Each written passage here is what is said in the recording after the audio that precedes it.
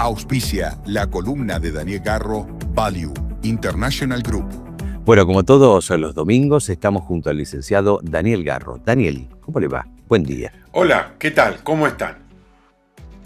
Bueno, uno de los temas importantes que se ha estado mencionando en los últimos días tiene que ver con la idea de una reforma tributaria, entre tantas reformas que aparentemente se esperan fundamentalmente para después de las elecciones, aunque probablemente algunas se adelanten un poco. Tiene que ver con un denominado super IVA. ¿Cuál es la idea general aquí? La idea es promover la competencia fiscal entre provincias y municipios. Muy parecido al estilo de Estados Unidos, en donde, por ejemplo, hemos tenido conocimiento que Elon Musk cambió la sede central de Tesla y se fue de Delaware para irse a Texas. Algo parecido a lo que está intentando hacer también Mercado Libre, con su sede en Estados Unidos. Bueno, ¿por qué? Porque Delaware empezó a aumentar los impuestos, empezó a aumentar las trabas, empezó a aumentar los trámites, entonces aumentó los costos por todos lados para las sociedades. Y entonces estas empresas decidieron trasladarse a Texas, donde los impuestos son más bajos y donde las regulaciones, las trabas, las documentaciones, las resoluciones son mucho menos que en Delaware. La idea del super IVA apunta para ese lado. ¿Cómo sería implementado? Bueno, se promovería a través de las provincias para que, eliminando impuestos a los ingresos brutos y en el caso de los municipios eliminando tasas, puedan competir por el IVA que reciben. El cálculo que más o menos hace el gobierno es que de aproximadamente un 21, un 22% de IVA que se recauda, recuerden que hay productos y servicios que tienen el 27,5% de IVA, aproximadamente entre 9 y 10 son los que le quedan a la nación en la distribución.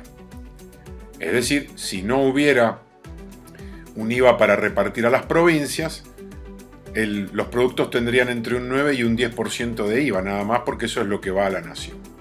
La idea de la nación es que el resto, que hoy la nación lo cobra dentro de ese 21, dentro de ese 27,5, lo cobra y se lo pasa automáticamente a las provincias, quede absolutamente libre en el sentido de que las provincias establezcan si quieren bajar ese porcentaje que merodea aproximadamente unos 12 puntos por encima de ese 9 o 10 que va a la nación, y las provincias cada una establezca el porcentaje que cargaría encima, si quiere que sea menos del 12, si quiere que siga siendo el 12 o más del 12.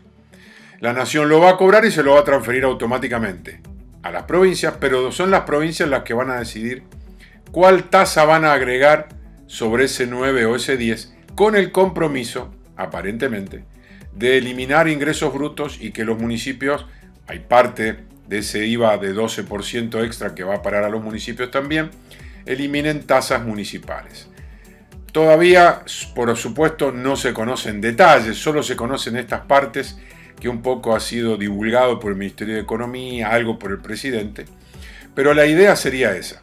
Simplemente quiero recordar que hace ya 25 años, poquito más de 25 años aproximadamente, yo propuse esta idea para Mendoza sola, digamos, y se la propuse a quien era el presidente del Partido Demócrata en aquel momento, que era Gustavo Gutiérrez, quien después tengo entendido que se lo trasladó también a Carlos Walter en aquel momento, que eran quienes estaban a cargo del Partido Demócrata, y yo les propuse la idea de ir a un IVA provincial para eliminar ingresos brutos y sellos.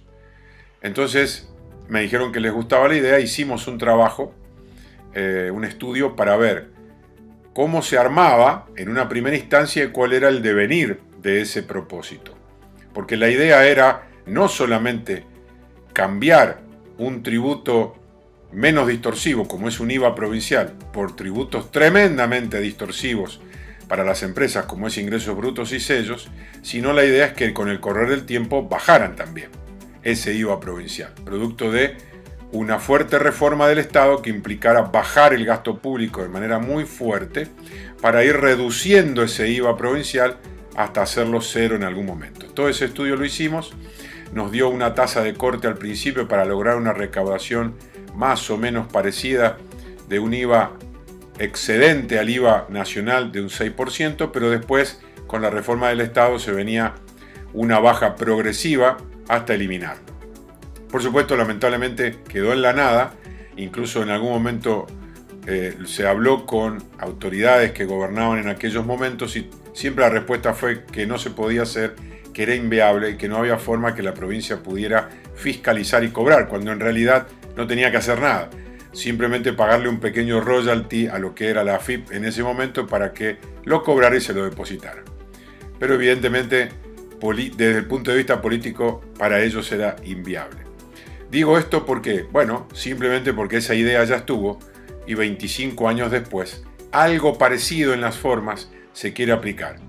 Es muy buena idea y mucho más si esto mejora y profundiza la competencia entre las provincias y los municipios en materia fiscal.